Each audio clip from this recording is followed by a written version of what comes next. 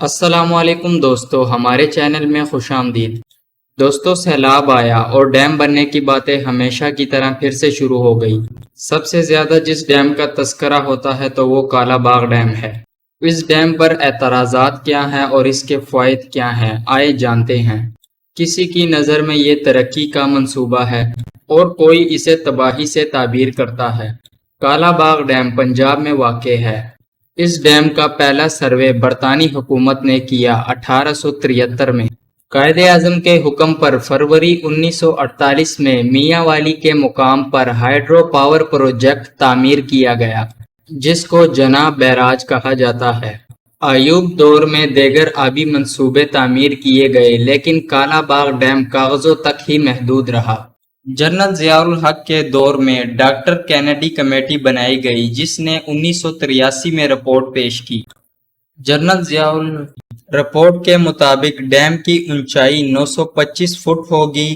6.13 million ایکڑ fit پانی اس میں جمع کیا جا سکتا تھا، جو کہ ملک کے 50 لاکھ ایکڑ رقبے کو سیراب کرتا اور سستی ترین 5000 میگا واٹ بجلی پیدا کر سکتا تھا۔ دوستو، ضیاء الحق کے دور میں ڈیم کی تعمیر کے لیے دفاتر تعمیر، روڈ بنائے گئے اور مشینری منگوائی گئی۔ اس وقت کی خیبر پختونخوا کی حکومت نے اعتراف کیا کہ کالا باغ ڈیم کے موجودہ ڈیزائن سے نوشہرہ شہر ڈوب جائے گا۔ دوستو، اس اعتراف پر ڈیزائن میں تبدیلی لائی گئی اور ڈیم کی اونچائی 925 سے 915 فٹ کر دی گئی۔ خیبر پختونخوا کی بات مانی گئی تو سندھ حکومت نے بھی اعتراف اٹھایا کہ پنجاب سندھ کو پانی کا حصہ نہیں دے گا۔ اس پر صوبے کو پانی کی تقسیم کے فارمولے پر راضی کیا گیا۔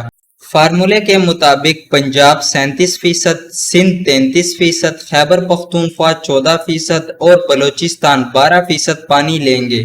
دوستو، جنرل پرویز مشرف نے کالا باغ ڈیم سمیت 6 بڑے آبی منصوبوں پر کام کرنے کا اعلان کیا اور ساتھ یہ بھی کہا کہ اگر ڈیم نہیں بنائیں گے تو مر جائیں گے، لیکن مشرف بھی کالا باغ ڈیم مکمل نہ کر سکے۔ دوستو، اب ہم آپ کو بتائیں گے کہ کالا باغ ڈیم کی وجہ سے ملک کو کیا کیا فائدے ہو سکتے ہیں۔ دوستو، پاکستان کے 3 بڑے ڈیم تربیلا اور منگلا، جبکہ چشمہ بیرج کی مجموعی پانی ذخیرہ کرنے کی صلاحیت 13 ملین ایکڑ فٹ ہے، جبکہ کالا باغ ڈیم اکیلا 6 ملین ایکڑ فٹ پانی ذخیرہ کرنے کی صلاحیت رکھتا ہے۔ اس پانی سے 50 لاکھ ایکڑ بنجر زمین سیراب ہوگی۔ کالا باغ ڈیم سے سالانہ 15 ارب ڈالر کی زیادہ زرعی پیداوار ملے گی۔ خیبر پختونخوا اور پنجاب کے جنوبی علاقے، سندھ کے زیریں علاقے اور بلوچستان کے مشرقی حصے ڈیم کے پانی سے قابل کاشت بنائے جا سکتے ہیں۔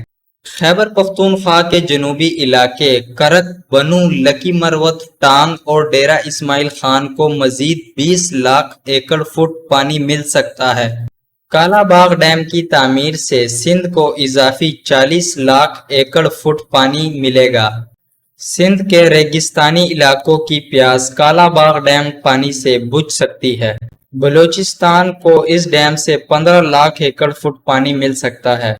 مشرقی بلوچستان کا 7 لاکھ ایکڑ اضافی رقبہ سیراب ہو سکتا ہے۔ دوستو، کالا باغ ڈیم سے پاکستان 4 سے 5 ہزار میگا واٹ سستی بجلی پیدا کرے گا اور 1 لاکھ افراد کو براہ راست روزگار ملے گا۔ گرم ترین قریبی اضلاع کا درجہ حرارت کم ہوگا اور بارشیں بڑھیں گی۔ دوستو، اب ہم آپ کو بتائیں گے کالا باغ ڈیم بنانے پر اعتراضات کیا ہیں۔ دوستو، خیبر پختونخوا کے کالا باغ ڈیم بنانے پر 3 اعتراضات ہیں۔ پہلا یہ کہ بجلی پیدا کرنے والی ٹربائن تعمیرات پنجاب میں ہوں، اس لیے پنجاب وفاق سے بجلی پر رائلٹی کا حصہ لے گا۔ نوشہرہ کا بڑا حصہ ڈوب جائے گا اور کچھ علاقے بنجر ہو جائیں گے۔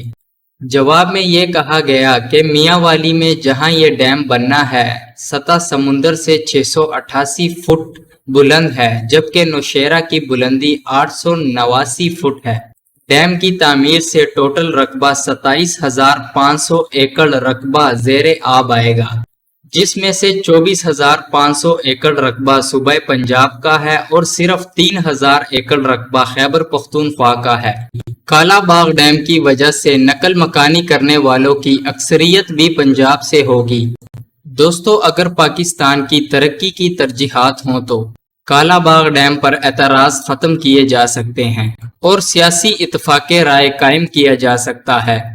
ویڈیو پسند آنے کی صورت میں چینل کو سبسکرائب کریں اور ویڈیو کو زیادہ سے زیادہ شیئر کریں۔ ملک میں وقت پر بڑے ڈیم بنے ہوتے تو اتنی تباہی نہ ہوتی۔